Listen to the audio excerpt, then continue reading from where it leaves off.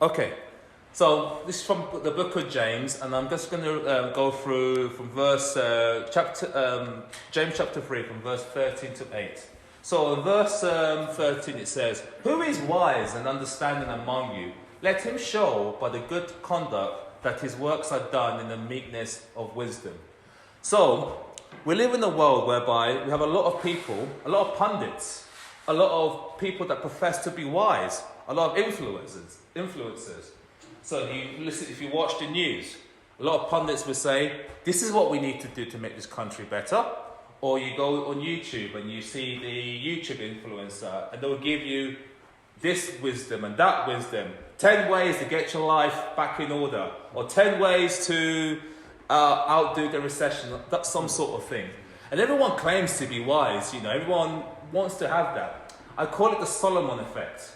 As we know, people claim that Solomon was the wisest in the Bible. I've always argued with that because I've always said, what wise man will have, 700 mothers-in-laws? After all, he married 700 wives and 300 concubines, but that's another story. But what I mean by the Solomon effect is that we're great at giving advice, but we're not great at taking our own advice. We're all like that. So you watch the news, so you see a Piers Morgan say, I know what the problem is. The government need to do this, so you watch Good Morning Britain. I know what the problem is. You need to do this, so you watch. Not to say I watch it much, though I do watch some clips, like Loose Women. I know what we need to do. And it's like, but there's nothing constructive. Everyone's just pontificating their own opinions and stuff, but it doesn't. But how do you know what is good for us? You see, and there's so many different opinions. You watch the news. One person will say this, another person will say that, and we're like, I'm just confused now. People say we need two sides to a story, but it just drains you because there's a proverb that says, when one person presents their case, that person seems right until another person examines them. You see, so it's always good. Where do we get truth and stuff? But the Bible talks about, okay, if we want to know where true wisdom comes, we've got to see, what work does it bring? Does it bring peace? Does it bring harmony? Or does it bring strife? This is what we got to be. This is why the Bible says we got to be discerned what we listen to, and stuff. So this is something to bear in mind.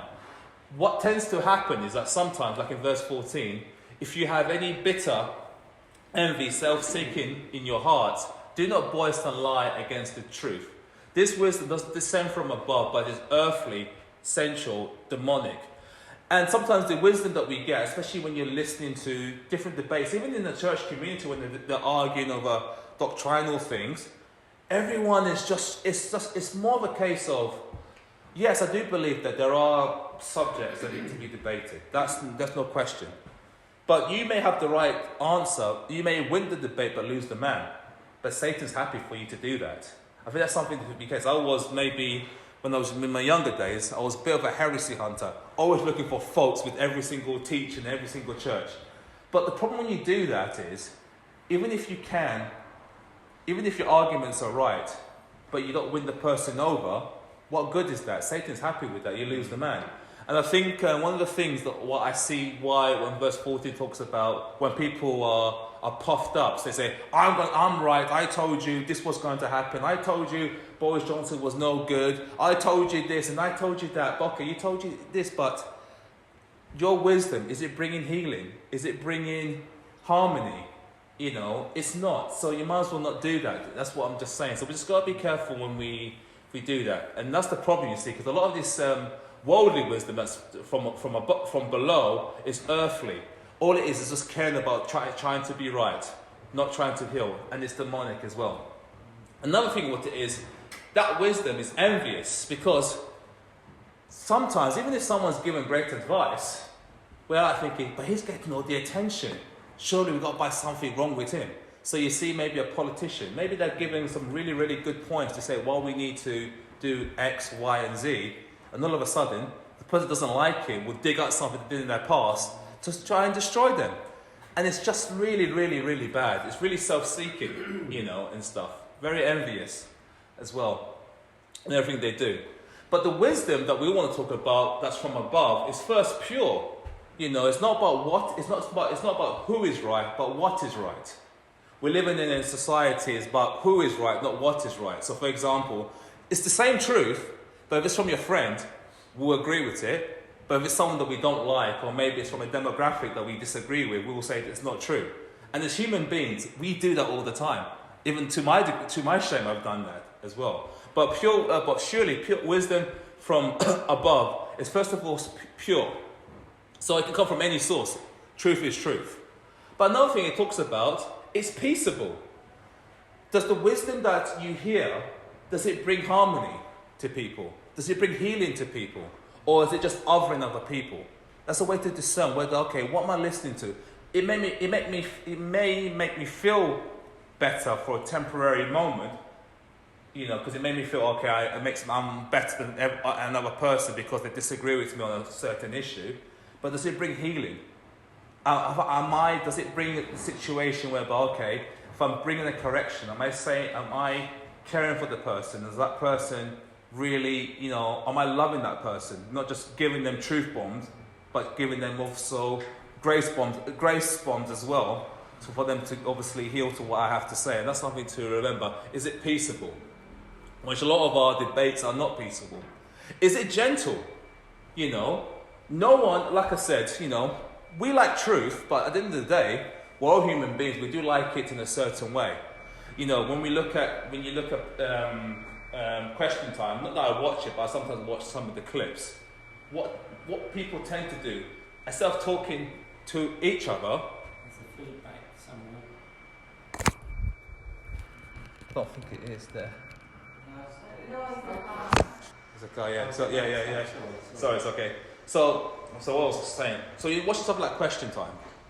What tends to happen is or even watching maybe a debate between two different factions of a party, whether it be Labour, Conservative, or Lib Dems, or if you're in America, the Democrats and the Republicans. What's happening? Both parties are talking at each other, not talking to each other. And what we're doing, we're not listening to understand. We're listening to respond, and that's not good. First of all, wisdom has to be gentle. At the end of the day, like the Bible said, we all know in part and prophesy in part. None of us has the full picture. You can read all the whole books in the world. You can know the Bible from Genesis to Revelation, but you don't know the whole picture. There's still stuff that we're all learning. There has to be a humility to all of us. Even someone that I totally disagree with on a political issue, they're still created in the image of God. No one's going to care what you know unless they know that you care. So first of all, it has to be gentle. Even though the world wants you to, like I said about the earthly wisdom, that it's about one up or being better than them, one upping them, owing them, destroying them. What's the point of destroying someone if you're not going to build them up? This is an example in marriages as well. Obviously, as you know, I recently got married a year ago. And let's say you're having an argument with your spouse. Okay, you may be right on a certain issue. But if I just win the argument with my spouse, but not win her over, she's going to be demoralized. So, and this is what we've got to take. So the way I have to do is both win the argument, but also win her over at the same time. You only do that with love. People respond to it. If you speak the truth in a gentle way, in a way that's constructive, show that you care, show that you're gentle, people are more likely to listen to your point of view. I remember, as you can tell, I'm not Labour at all. Like I said, my local MP is Labour, and I'm not necessarily a Labour person. But I called my local MP about an issue to deal with the COVID mandates.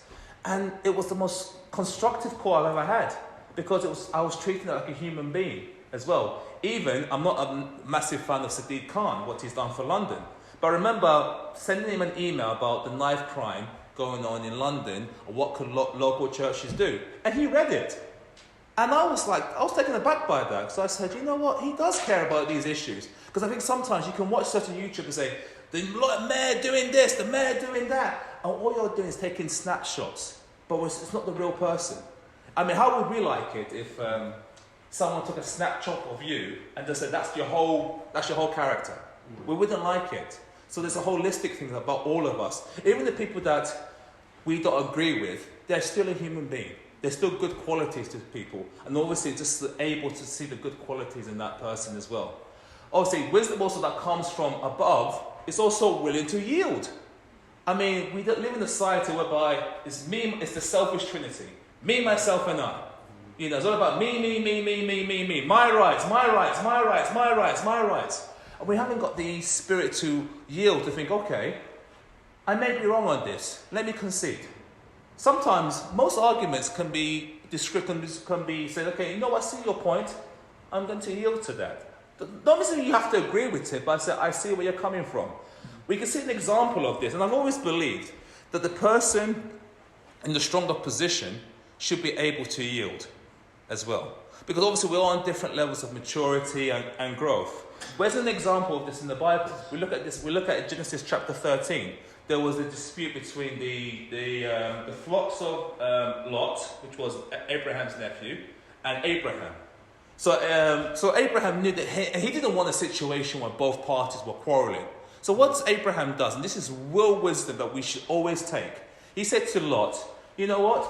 I don't want us to quarrel. Whatever you choose, I'll choose the other one. You choose first. And I think sometimes if we did that, God will bless us if we did that. It's that willingness. It's not about saying to yourself, but I may look weak, I may look this. Forget what we look in terms of in man's perspective. We've got to see it from God's perspective. And obviously we'll talk about this. You know, if we are humble, God will definitely bless us as well. Also, wisdom from above is full of mercy. At the end of the day, don't we all desire mercy? We all desire mercy. Like one of my favorite verses in the Bible is Lamentations 3. His mercies are renewed every single morning, as fresh as the mountain dew. You know, we went to Israel, and it's a shame that we didn't get to see, some of the mountains there. But it's just that freshness of that mercy every single day. And we have to also, if we want that mercy from God, we need to extend that to other people. I know it's hard, but this is where we've got to get it from God. Once we get that and it's overflowing, that's when we can extend it to the horizontal level to other people as well. Okay, good fruits, is that wisdom? Does it bear good fruits? Does it bring people together?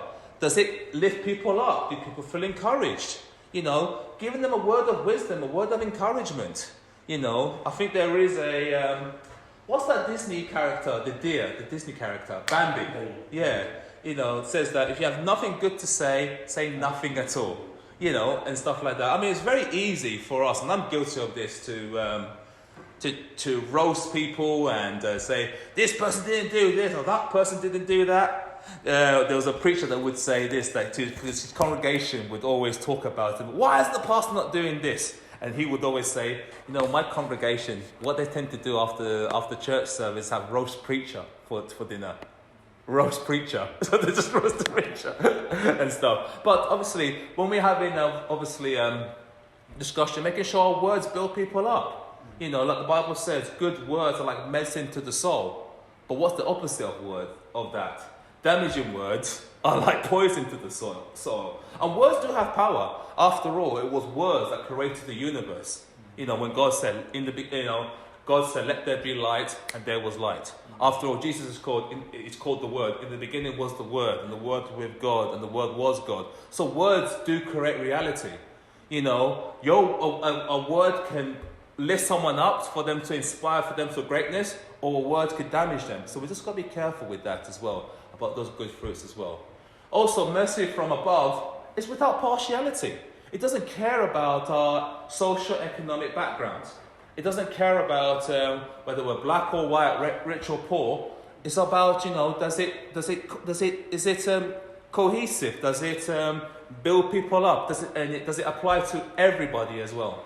And without hypocrisy, it doesn't want to say, okay, why is it that the wisdom I'm giving, it works for one person but doesn't work for the other people? That wisdom has to be able to withstand integrity. There has to be integrity to that wisdom as well. Now the fruits of righteousness is sown in peace by those who make peace. So this is what we are called. Every one of us as Christians are in the ministry. What ministry is that? The ministry of reconciliation. We are pointed. There's always the question that people ask. When God saved me, why did He take me to heaven? Because He wants you to work here. He wants you to be part of the ministry to reconcile a fallen world to Him. Like, for example, you can see in this room, all of us are from different demographics, aren't we? You know, and there's certain people that will listen to me, there's certain people that won't listen to me. But this is what God, you know, said, go out to all the world and make disciples of all nations. Because at the end of the day, you know, as much as, yes, it would be great if I went to China, but the likelihood if I go to China, they probably won't listen to me. But they'll probably listen to someone that is Chinese. So that's why it's always important to do that. So always make sure that what we do it with peace as well, and just have that joy at that same time. Okay, from verse 4 to 1 to 10. Where do wars and fights come from among you? Do they come from desires for pleasure that war in your members? So there's always this question that when we go to social media, the question always is being asked: does social media make us bad, or does it reveal what's already in us? I believe it's the latter. I believe it already shows what's already in us. You know, the Bible says, out of the abundance of the heart, the mouth speaks. And like Jeremiah says, that the heart is deceitful above all things and desperately wicked. So a lot of people will say, all we just need to do is ban social media, everything will be well. No, it's the human heart that's the problem, not necessarily the media. But I'm not saying that social media doesn't add fuel to the fire as well. Do not come from desires and pleasures that war in your members. You lust and do not have. You murder and covet and do not obtain. You fight and war, yet you do not have because you do not ask. You ask and do not receive because you ask and miss. So the Greek word for that means katos, means you're asking from not a great. The meaning of that word means asking from not from a pure motive. So you're asking for things that, would that be good for you? Like, for example, people say, I want $1 million, I want a Ferrari, I want this. But would that be good for you? You know, this is sometimes, you know, I'm actually glad that God always answers your prayers. It's either yes, no, or wait. That's the three answers you do that. Sometimes we say no, but that is still an answered prayer. I remember when I first came into the Lord, this was in 2007, you know, one of my desires was, God, make me a professional footballer so I can be rich and I can do this and I can do that. And I'm glad God didn't answer that prayer, you know, because my motives would have been, you know, not genuine. There would have been selfish motives. And who's to say that even if I had those desires, would have been able to handle the temptation, handle the money? Sometimes you've always heard the story that some people that won the lottery have said it's the worst thing that ever happened to them, because suddenly they got a bit of wealth and they didn't know how to spend it, or they spent it stupidly, or what could happen, all of a sudden a family member that hasn't spoken to them for years comes out of the blue. Obviously the lottery winner's thinking, you haven't seen you in 20 years. Then what do? They go to the papers and say, oh, the lottery winner won't help this single mum or two children. And it just causes strife. And I'm thinking to myself, why did I win it? Man, it's interesting. You go on YouTube and just watch ex-lottery winners and they will say that was the worst mistake to happen. Even the Bible even talks about dishonest gain. It's not against wealth, but if you're going to get wealth's always acquired from a biblical perspective slowly. If it comes too quickly, there's always going to be problems with that, you see. So it's always good to remember that as well. You do not ask, like I mentioned, that you may spend it on your pleasures. Adulterers and adulteresses, do you not know that friendship with the world is enmity with God? So we can't be friends with the world. Now, the Bible says, we're in the world, but not of the world. Remember, this world is like a temporary tent to us. So we shouldn't store up riches in this world because they will rot away. You know, we were reading during the holiday Bible club about the Exodus. You know, for 6 days God fed them manna, and the seventh day He didn't. But the temptation was when the manna came, people would gather it and store it, which they weren't meant to do. They only meant to store enough on the Saturday. If I correct me, they were to take enough on the Friday for the Sabbath for 2 days. But when people stored it, because remember they were not meant to store it, and they came and the next day it got rotten. That's how we should see our worldly possessions. Now, it doesn't mean that God doesn't bless people with worldly possession. But remember, when you become a Christian or a disciple of Jesus Christ, your mindset change, your ownership change. Whatever you have that no longer belongs to you, it belongs to God. Now you're just the manager of them. You use them for God's glory. So if God has blessed you with money, you use that to help his people, help the kingdom, help whatever needs are being met. That's what that verse is just saying for as well. And make sure you're not having friendship with the world, because we always got to be careful. If people are speaking good of you, are they of God? Like we see the Archbishop of Canterbury, and I'm not trying to obviously judge his salvation and stuff, but I think he doesn't tend to talk on something that needs to be talked about. It's great to talk about climate change and, ethics in government, but does he talk about the abortion issue? Does he talk about same-sex marriage? Does he talk about the transgender agenda? No. And for me, that's a sign that you're trying to be buddy-buddy with the world. In fact, I actually do believe the world hates a church that compromises on their belief systems. Because what's the hunger right now? People are looking for something solid, something true. Because you can see in the ether or the energy, something's not right here. Something just seems to be, how can I put it? There's turmoil. There's talk of winter prices going up, recession, inflation, and everyone's just thinking, where do I go? Where's a rock to go to? And they're going to the government. Government, please save us. But as we know, the government is just full of men. They can't make miracles. I believe sincerely they're trying their best. But what they need to do more is pray more for God to give them the wisdom that they need to solve this country in this country. But as Christians, that's our job. We are the ones to, because I think we always ask ourselves, why hasn't God not destroyed this nation or the West for the rebellion that we have? And I believe that we are the salt and the light. What was salt used in those biblical in Jesus' time? It was a preservative, so something doesn't get rotten. So the reason you ask us, the reason why God hasn't totally, sends the rain to the just and the unjust is because of the Christians in this country. But that mercy can only, that grace can only happen for a short period of time. But as Christians, it is our job to intervene as well. So as obviously a lot of people obviously are feeling the economic crisis, we should also pray that for us, maybe it's God's allowing this to happen to humble the nation, to realize, you can't do this on your own.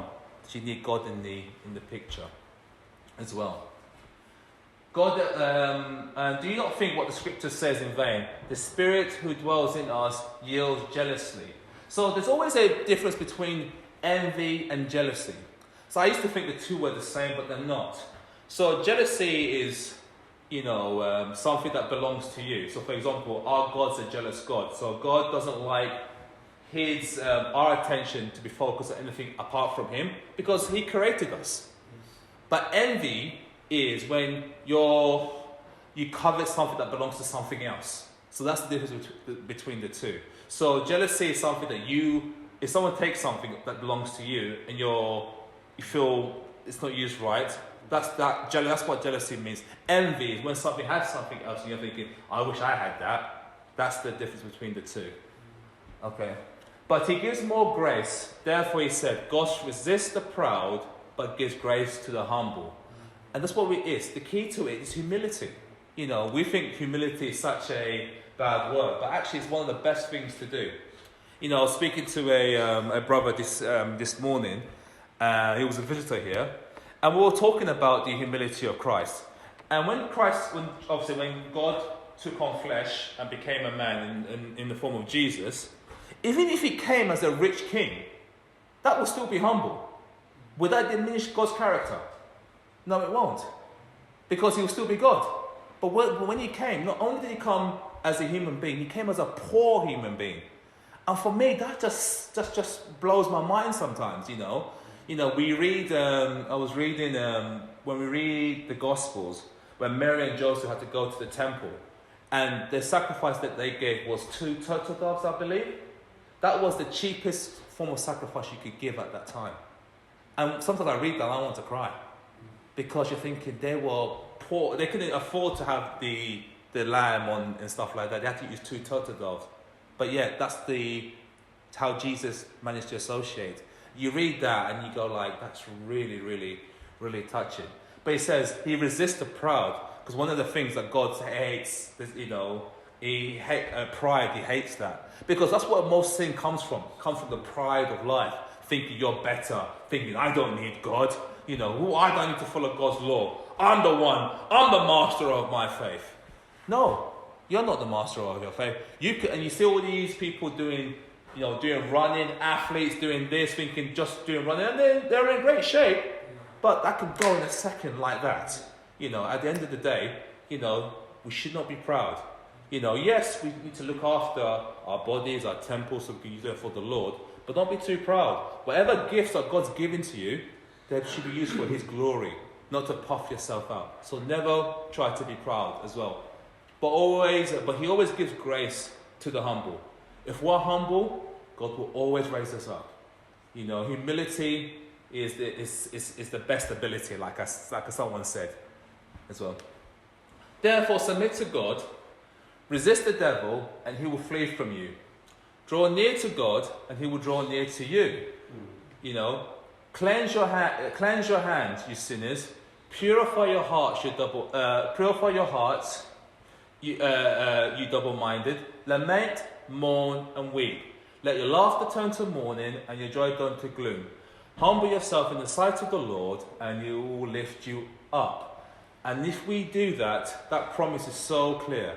I've seen it happen in my life whereby I've been proud and thinking too well of myself, and God does definitely think. But I've been times when I've definitely been on rock bottom, and definitely during COVID, I was definitely rock bottom. But God raised me up, for His mercy, and that's the loving God we have, you see. And if we just do that, God will always do that as well. And also, what will happen is we'll be more stable. We'll be more able to help other people. We go through trials for a reason. Always remember, our sufferings are never in vain. There's a reason for it. I believe in 2 Corinthians talks about, we suffered, I'm paraphrasing here, we went through the suffering so we can comfort those who've suffered for us. Because how can I empathize with someone if I haven't been through that myself? For me, just to be personal, I've suffered with mental health, with depression, with anxiety. But when God's got me through that, I can help other people who have gone through that and offer that patience as well. So just for us to remember that. So those are things to remember so as we close this sermon.